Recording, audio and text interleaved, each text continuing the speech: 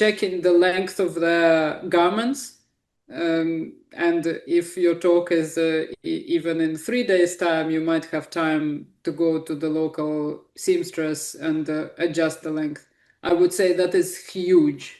Honestly, I can't stress it enough. You're wearing your chinos with your sneakers. If those chinos are too long, they would bunch at the bottom.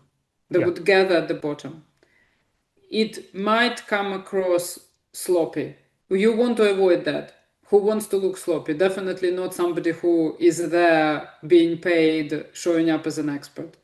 Welcome to the Ideas on Stage podcast, your regular insight into leadership communication.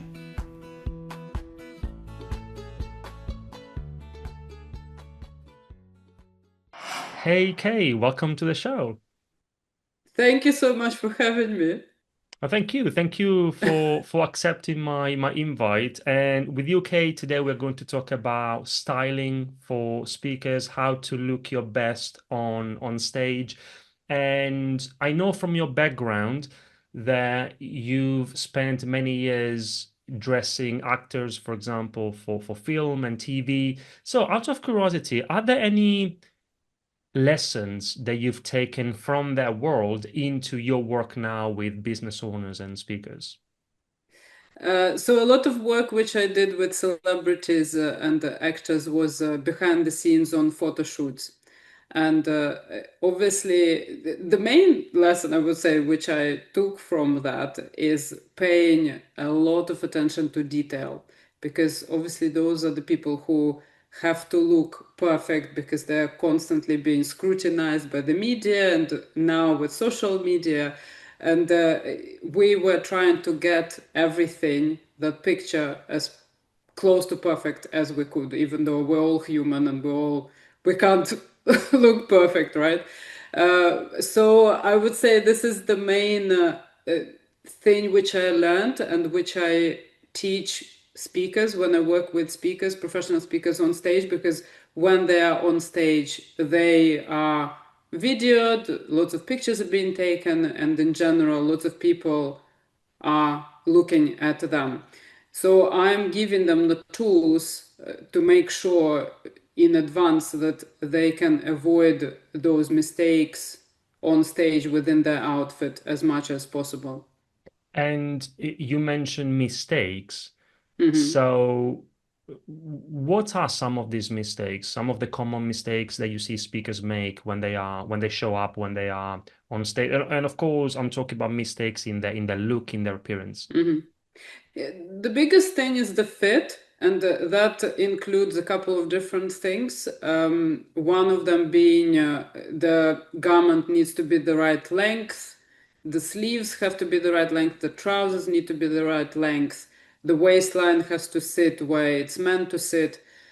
Because if the garment is too long and it's not meant to be too long, you will come across as sloppy. And if you come across as sloppy, you will immediately undermine your credibility, which you don't want. It will be credibility with the bookers of the event, with the audience, and you obviously want to support your message and your expertise as much as possible with your look. So this is what I am giving you, is that to kind of teaching you how to use your outfit as a tool to connect with your audience and to give the right impression.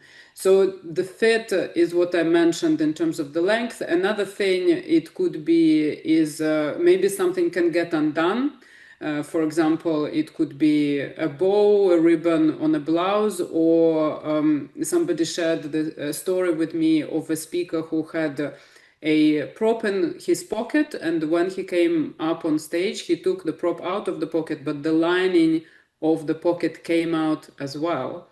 So everything what people were looking at was the lining out of his pocket, and nobody could concentrate on what he was talking about. I always encourage people to practice their talk in front of a full length mirror or record themselves and then watch back to make sure that this nothing gets undone and this doesn't happen. And it doesn't mean that your outfit has to be boring. It could be interesting, but there are ways to make sure that things are staying intact and nothing gets undone. And another way I explain what it means that something fits properly is when there are as little unnecessary lines within your outfit as possible. So, for example, some clothes, some people like expressing themselves through clothes, so they might have very elaborate, extravagant outfit, and that's fine. Maybe there are lots of pleats in this outfit. Maybe it's supposed to be, some fabrics are meant to be creased. Maybe it's like crinkled silk, for instance. That's fine. But if it's not meant to be there, it will then become obvious. And again, you will come across as sloppy, which is something to avoid. Does that make sense? It does. And did I understand well that you are suggesting that we should not wear clothes with lines, with too many lines? Did I understand well? Not exactly. So unnecessary lines. For Unnecessary example, lines. if people who are watching this recording, they can see what I'm wearing. I'm wearing a blouse. If I had lots of crinkles on my blouse, it would be distracting, right? But perhaps another item, like another blouse or a shirt, whatever it is meant to be crinkled. This is just the fabric which is made out of. Then it's fine. Then it makes sense. It's logical, especially if it's aligned with the type of your expertise, with your tone of voice. This is another thing which I always talk about when I work with speakers, is to make sure that whatever they want the audience to think about is helping, like their outfit is helping to achieve that, so that the outfit is aligned, it's the continuation of the message. Understood. And is there anything about color that we need to consider? What about color when it comes to our 100%. There are so many questions around color. First of all, obviously, there is virtual speaking and in-person speaking. I would say for virtual speaking, it's absolutely crucially important that you are wearing the right colors, so the colors which complement your complexion, which make you look radiant and fresh, because people can only see a little bit of you. Again, the same as we are talking now, I'm wearing a color which suits my complexion. There are colors which I would look terrible in. For instance, again, this will only be visible to people who are watching this, but I'm holding a highlighter right now, a neon yellow highlighter. That is very different, even though it's also yellow and my shirt is yellow, but my shirt is a mustard, warm, kind of dusty yellow. These are two very different yellows. So these are all the things which matter, and I always encourage people to make sure that they know their colors, that they do a color analysis if they don't. And another thing is making sure that it works with your branding, right? And sometimes people work with me in the process of working on their brand.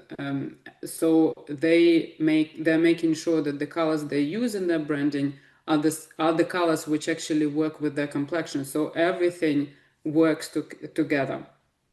There are also ways to combine colors within the outfit. This is really important. For example, when you speak on stage and you are on stage, there is a background, and this is something which you can always find out, the colors which, the color of the background which you're going to have in the room. And you can find out through talking to the bookers, to event organizers, or through Googling the event space where you're going to speak. And based on that, you come up with an outfit which both works with your complexion, but also works with the background of the venue. And I actually have a really good resource which you can share in the show notes, which teaches you how to find those complementary colors. You don't need a PhD to work this out. It's a very easy process. Once you learn how to do this, then you can implement it yourself. So I guess I covered some of the instances where the color is important, but I would say, just to summarize, looking at your complexion and looking that it works with the rest of the colors in your branding, these are the things to pay attention to when it comes to color.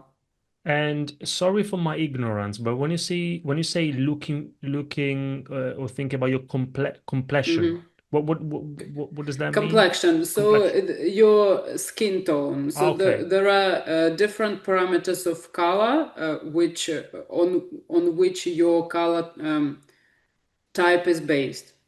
understood. And though there are three, each color has three parameters, and one of them is dark to light, another one is bright to muted, and the third one is warm to cool. So when I was giving you the example of two different yellows, a mustard yellow, which is the yellow I'm wearing right now, is a muted, warm, not super light, but still fairly light color. Obviously, there is always a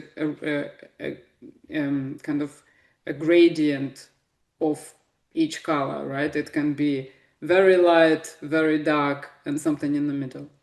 And the other yellow color I was holding, which was the neon highlighter, would be a cooler shade of yellow, and it would be much brighter. And so there is a big difference between those two colors, even though they're both yellow.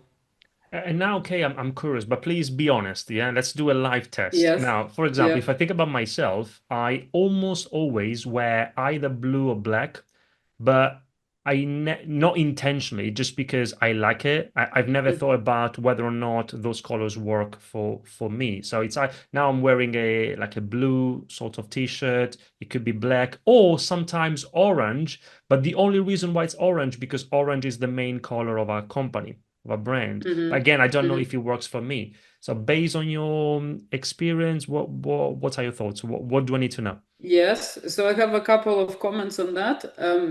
From what I can tell, actually, I can't see that it's blue. To me, it comes across as black. I would say that when you are thinking of what to wear, always think about yourself as a whole picture with the background, because people are not going to cut you out. They're going to see everything with the background, right?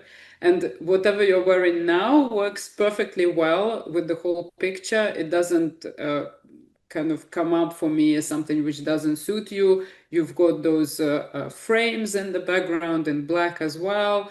So the picture looks very graphic and it works for you.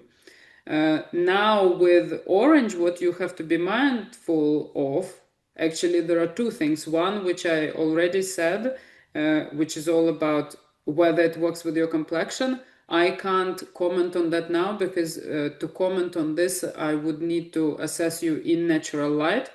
So you can only gauge somebody's colors by looking at them in natural light. But also, the second thing, which is really important, is what kind of orange is it? Because it can be different hue. Again, going back to the yellow example, it would be the same with orange. It could be a more muted, rusty orange, or it could be a very bright, almost kind of fluorescent orange, right? So when you're wearing orange, if you, for example, if the color, I know what the color of your of the podcast is, the orange, it's fairly bright, that orange. But if you are wearing a much darker orange, almost like rusty, maybe like a ginger dog color, sort of more going into brown, people are not going to make that association. So what you're trying to achieve is actually not happening.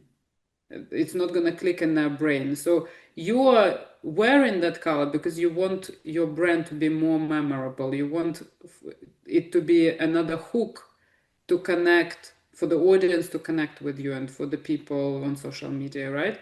So making sure that it is the actual orange, which is your brand orange color, is important. Understood. So I need to find something which is exactly that color, which is not going to be easy. But okay, good to know. But Thank.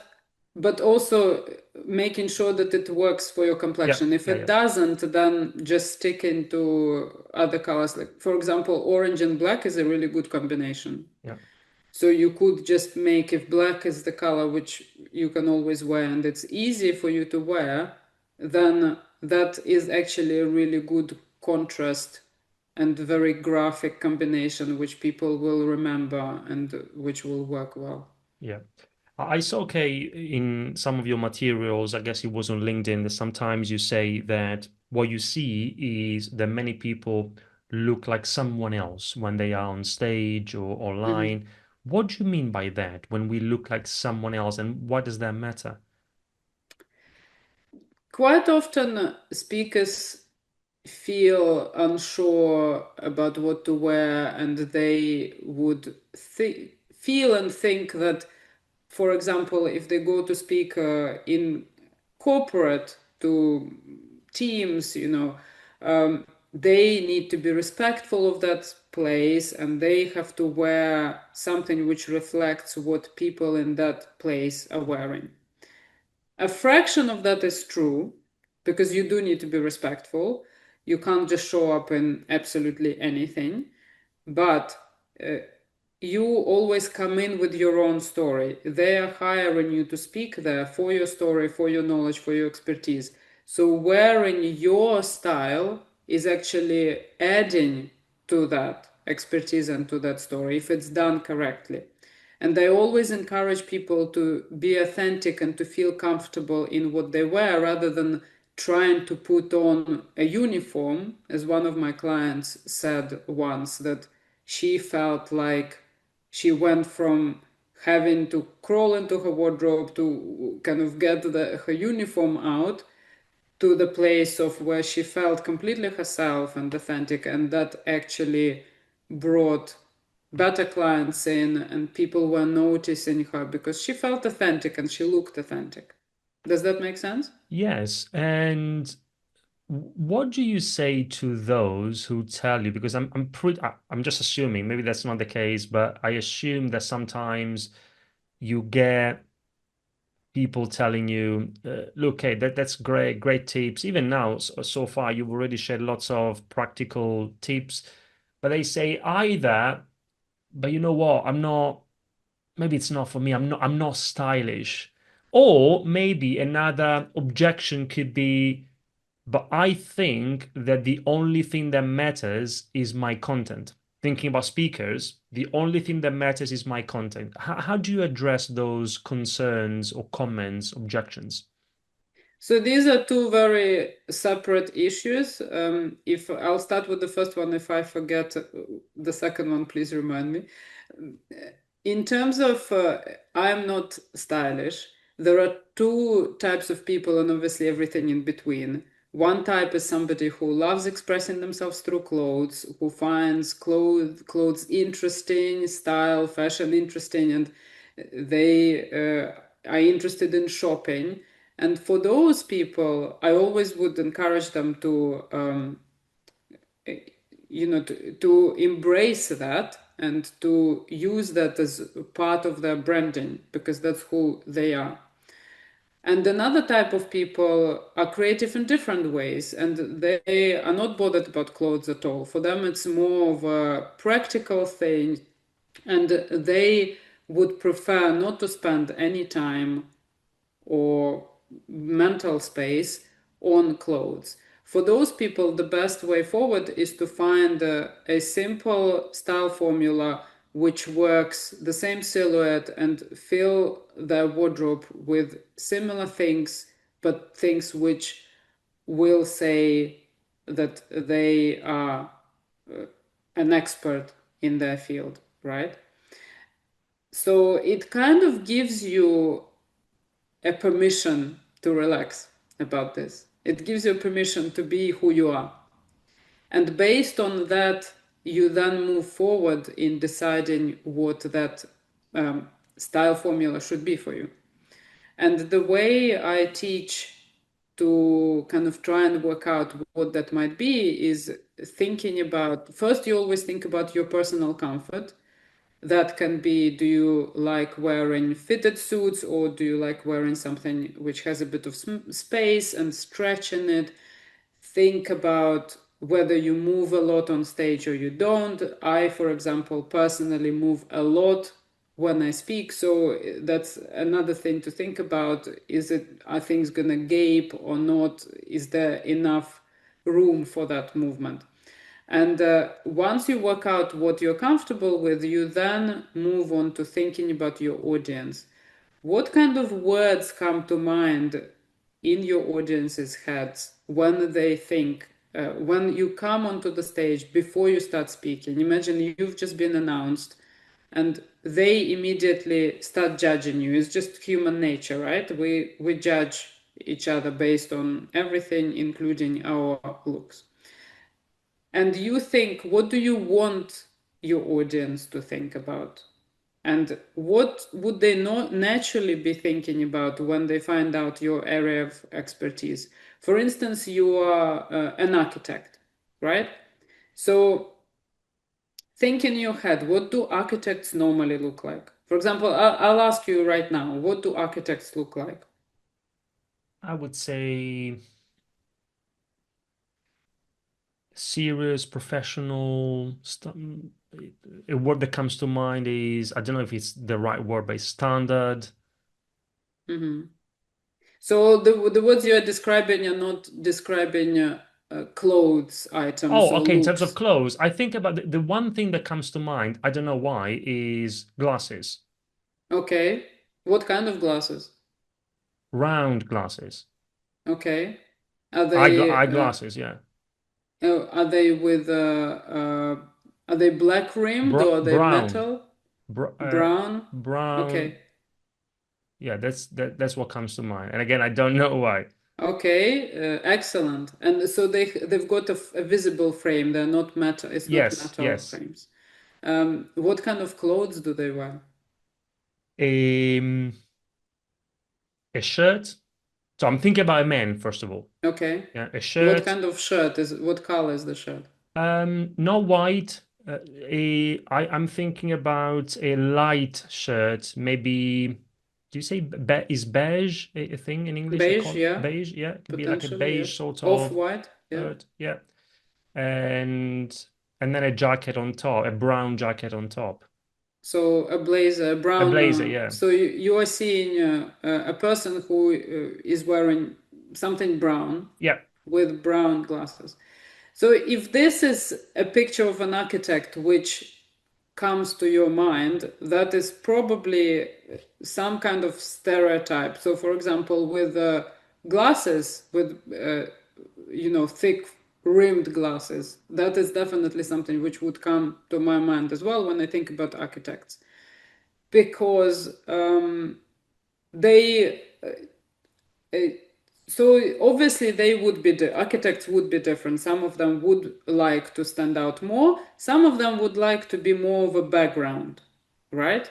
A lot of architects wear black actually because they are a background, but they're also quite often stylish. So it could be a black turtleneck with dark rimmed glasses, for instance. And you're right, I think architects do tend to wear glasses, or glasses which are noticeable. Obviously, there is a difference. Does one need glasses, and do they make that a statement in their look or not?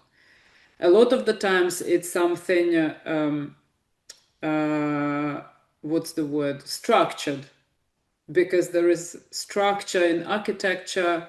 There are kind of geometric shapes. So a lot of the architects actually do bring that in their style. So I just went with you through that exercise. Whatever your expertise is, you try to think, what do normally people in that, stereotypically in that area, what do they normally wear? And then you try to think, can that be implemented in my style? And the answer is either yes or no. And if it can't, it's totally fine, because what I'm giving you are different tools which you can choose from, which will help you connect with your audience. And that exercise was one of those tools. And you are free whether to use it or not use it. If it works for you, excellent, you can implement it and use it. If it doesn't, you don't have to. But you can then think, again, going back to the architect example, you can think, okay, do I like wearing colors or do I like wearing monochromatic stuff? Monochromatic, great. There are actually architects who wear black, so that will work for me. Then you think, oh, can I bring some geometric kind of contrast stuff within my wardrobe or not? And then you decide for yourself.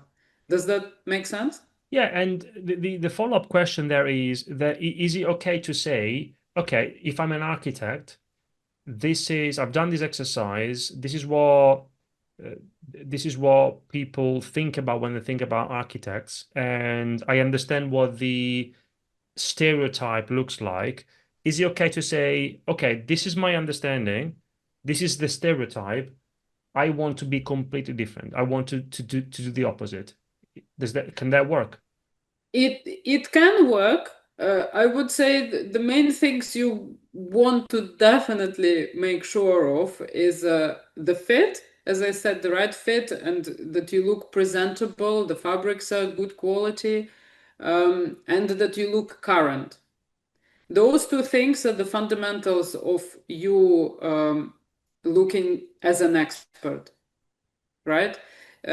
So looking current, I mean looking up to date, not dated.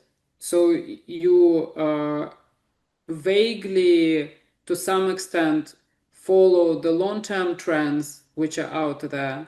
And as long as you do, if you want to stand out, you can stand out. As I said, the tools which I'm giving you, you can decide whether you want to use them or not. So if you are extravagant, for example, if you want to stand out and you want to look completely the opposite of all those other architects, it may play to your advantage if it's done well. The reason why I'm teaching that exercise is because we want to make it as easy as possible to the audience to connect with us and to eliminate as many distractions as possible, because you are there for them to make sure that your message is delivered, and you want them to absorb as much of the information you are giving them as possible. So if they're getting distracted and they're thinking, why is he wearing this?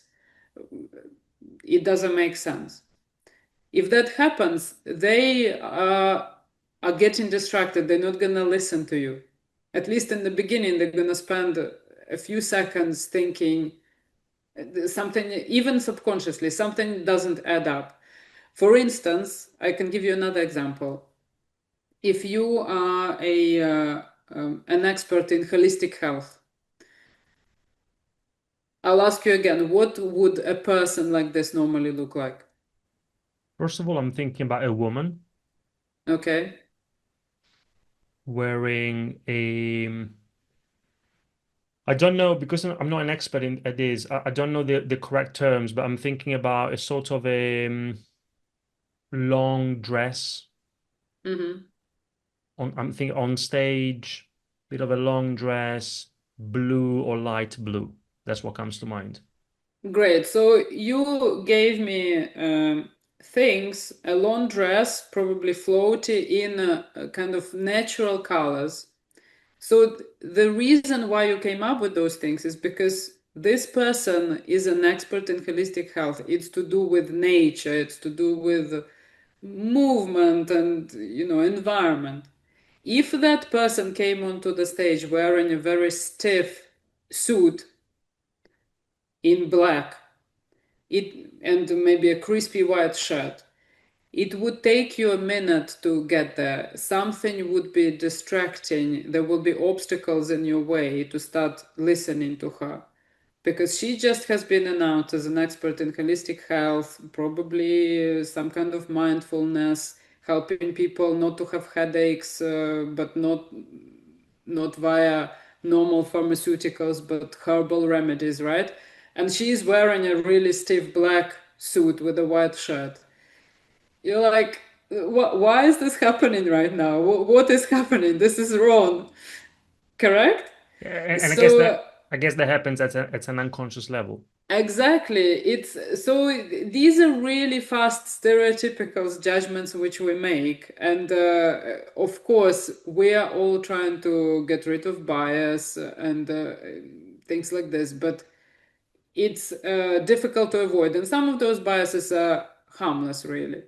Um, so that's the reason why I'm encouraging you to think in this way. But as you pointed out, it's not always something which you need to do. Maybe you want to go via a different route, and it's possible. Before we continue with this episode, I just want to share a few resources that I think will be super useful for you. The first one is check out either my book, Confident Presenter, or my colleague Phil Wakenall's book, Business Presentation Revolution, or both. These are books for business owners and leaders who want to take their presentation skills to a higher level. To make the most of the books, take the Confident Presenter Scorecard, which is an online tool that allows you to assess your presentation skills for free in less than 3 minutes. And then also, at the moment, I'm running a series of free presentation skills web classes, and I'd love to see you there. The links are in the show notes. Now, let's go back to the episode. I want to go back to a specific thing that you've mentioned, which is looking current. So just a clarification that I need. Does that mean, I'm thinking about myself, for example, does that mean that I need to follow the latest trends, or is this something different? I'm asking because, for example, what I like is rather than, I don't like to follow the latest trends. I like to wear something that works today, that used to work in the past, and that will work in the future. That's my approach. But tell me, what do I need to know? And there are things which are more or less timeless. And in fact, the mistakes which can be made are more connected to elements which are added to your clothes, like your hair, like for example, hairstyle, or even the way you wear your facial hair, right? As you have a beard, and footwear and jewelry, ties, those elements, or makeup, those elements are things which can make it or break it in terms of do you look current or do you look outdated. And if in doubt, I always encourage you to have less than more to avoid those mistakes. The reason why it's important is because, again, we want to help our audience to connect with them faster. And it's the sense of familiarity. For example, in the same way as if there is a song which you keep hearing over again, over and over again, whether you want it or not, you start humming that song. And I see it with my kids all the time. They listen to songs which, when I first hear them, I'm like, no way, this is horrible. And then after about 259 times, I realized, that song came up. It's comforting, it's familiar, and I'm starting to hum it myself. The same happens with clothes. These are the things we see on social media, we see on the street when we walk around, we see on TV. And whether we want it or not, we start, it's bank of imagery in our head. So we start memorizing those things without realizing it.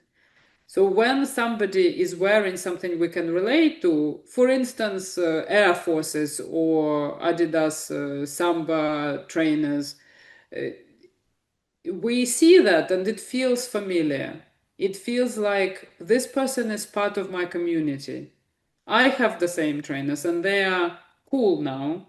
So I'm like, I can constantly relate to that person if that's the same pair of trainers, right? That's why it's important. But on the other hand, if you look dated, it might signal to the audience that your ideas are also out of date. And you don't want that, obviously, as an expert, because it's undermining your credibility. And I also work a lot with older speakers, right? Going, sometimes in their 70s. And what I hear sometimes is that they find that they're not booked as much as they used to because Why? Because the bookers feel that they are not fresh. And in addition to everything you've shared so far, okay, are there any other practical tips for preparing for it could be a big talk or a media interview, could be a photo shoot, thinking about your background with TV and film. Any other practical tips we should know? Well, one thing in terms of speaking that is only about speaking on stage rather than a photo shoot is the sweat patch. So, like if making sure that the fabrics you are wearing are not gonna show the sweat because that will also be distracting. And there are ways to, to fight that, not just through fabrics, but through deodorants and, things like that. And in fact, I did do a newsletter on it a couple of weeks ago. Um, in terms of the photo shoot works very differently when it's a still. And actually, I do have another resource which I can also share specifically how to work with the photographer on your brand photo shoot, because there are other things you need to pay attention to when you do that. And also, how do you actually work with the photographer to get the most out of the photographer, right? Um, and because it's a still, it works differently, and there are ways you can avoid. For instance, if you feel right now that I'm not happy with any of my footwear or even any of my trousers, but I need to do this photo shoot tomorrow, then you can control the process unless it's for a spread somewhere where they tell you it needs to be full length. If you can take control over the crop, you can say, can we use this outfit just for close-ups? This would be one of the tips. But in that resource, I actually have quite a few tips to share on that.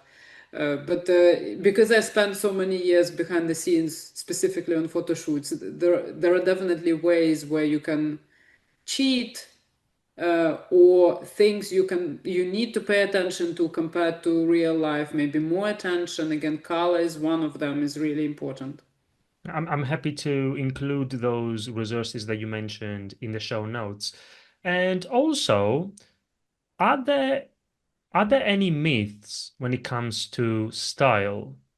And I'm asking because, for example, as a public speaking coach, I know that there are many communication myths out there, things that many people believe to be true, but that there's they're not true, or there's nothing there that supports those beliefs.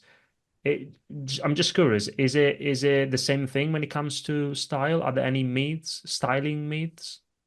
Yes, so I guess one of them would be what I already spoke about in regards to I have to um, respect the audience I'm speaking in front of, therefore I have to wear something what they're wearing. That's definitely a myth. Or another myth would be maybe around I am that age, therefore I cannot wear a certain thing. I mean, obviously, there are things to pay attention to as you get older, maybe about exposing certain parts of your body which you don't want, but that's also an ongoing conversation and, can be worked around. Uh, but in general, it's not like I am 65, therefore I can't wear red lipstick. This is one of the things I heard before. That's definitely not correct. Okay. And what about men versus women? What I mean by that is, in your experience working with clients, speakers, business owners, when we talk about this topic, again, it's just an assumption. It may be totally wrong, but my assumption is that women tend to pay more attention to those things than men. Although on the other hand, I also know that because I see around me in everyday life that now I see lots of men also paying attention to these things. What's your experience from that perspective?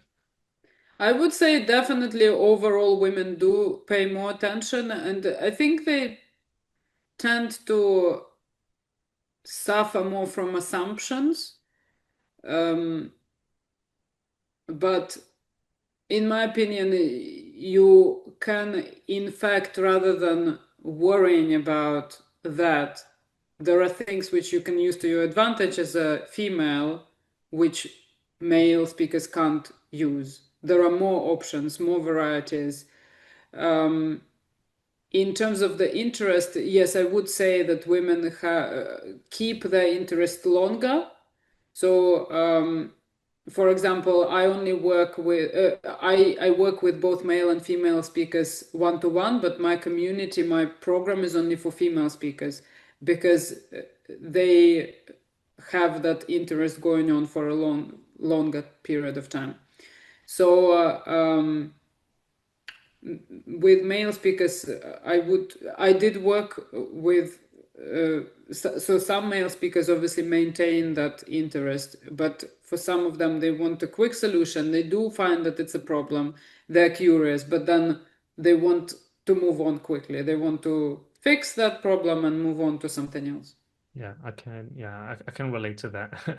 Uh, and is there, and it might be something that you've shared already, or maybe something new. Is there one small thing that someone could do, or one small change that someone could make, say today after this conversation or tomorrow, there or in the next few days in preparation for a talk, for example, that would make a small thing that would make a big difference in how they show up? Um, Checking I mean, if it's tomorrow, they might struggle to do the color analysis, so that might be something to do in the future. Checking the length of the garments, and if your talk is even in 3 days' time, you might have time to go to the local seamstress and adjust the length. I would say that is huge. Honestly, I can't stress it enough. And so many things when I go through wardrobes with people, there are things which they don't wear.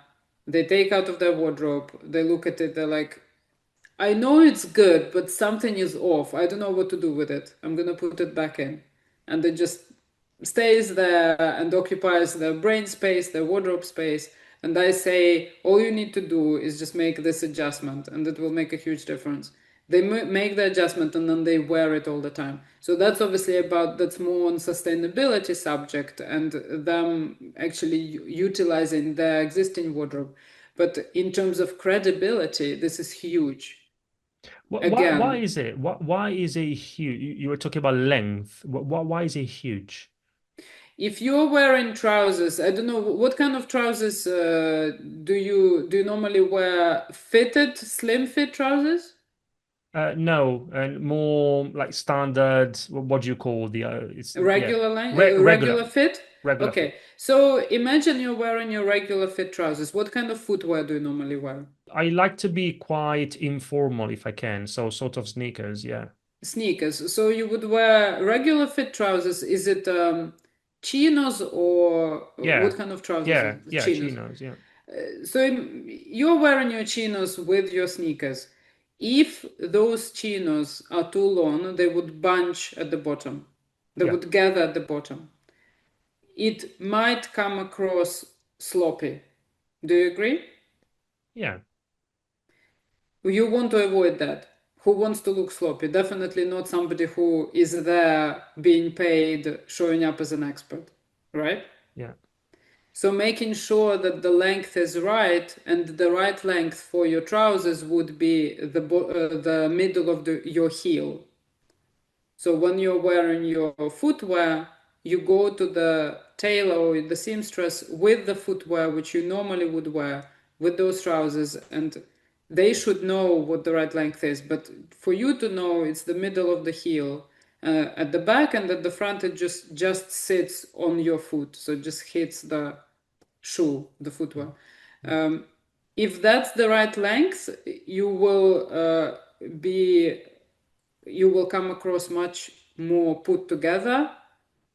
People won't notice because they don't know how it was, but if it was sloppy, if you were looking sloppy, they will notice whether it's conscious or subconscious. Does that make sense? Yeah, and I guess that's another very important thing that came up in this conversation a couple of times, that maybe the judgment from the audience, it may be conscious, but sometimes even if it's not conscious, it's unconscious. But it doesn't matter whether it's conscious or unconscious, the judgment is there. And Kay, thank you so much for sharing all your tips and insights. For those who want to learn more, and of course, we're going to include all the links, your resources in the show notes, but you also have an opportunity here. Anyone who wants to connect with you, say hi, where do they find you? LinkedIn is a great place to find me, and it's if you just search for my name, it's Kay, first name is, and Korsh, Korsh.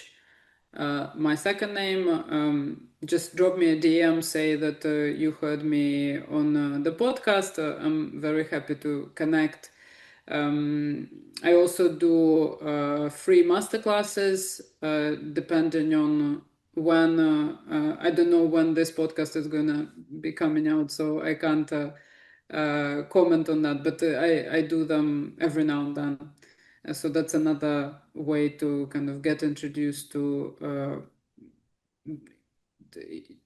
get more tips, I would say. Yeah, perfect. And again, and I'm going to include everything in the show notes. And thank you very much again, Kay. For me, the reason why this conversation is important is because as a presentation coach, I think that the most important thing is your story, your message. I think, for example, with our company, we help business leaders become more confident presenters, speakers, and I think that 80% of that confidence comes from your ability to tell a compelling story, to develop a compelling message. But this is not the only thing. Even if I think that that's the case, then there are other things to consider that can help you amplify your ability to get your message across. And one element that helps you amplify the ability is the ideas that you've shared today. So thank you very much for your time, for sharing your ideas. Let's keep in touch. All the very best. Thank you. If you enjoyed this episode of the Ideas on Stage podcast, there are many more you might like, so please subscribe, leave us a review, and tell us what you think. You can find many more ideas on business communication at ideasonstage.com or by searching for Ideas on Stage on iTunes, YouTube, or wherever you get your podcasts. Thanks for listening, and goodbye for now.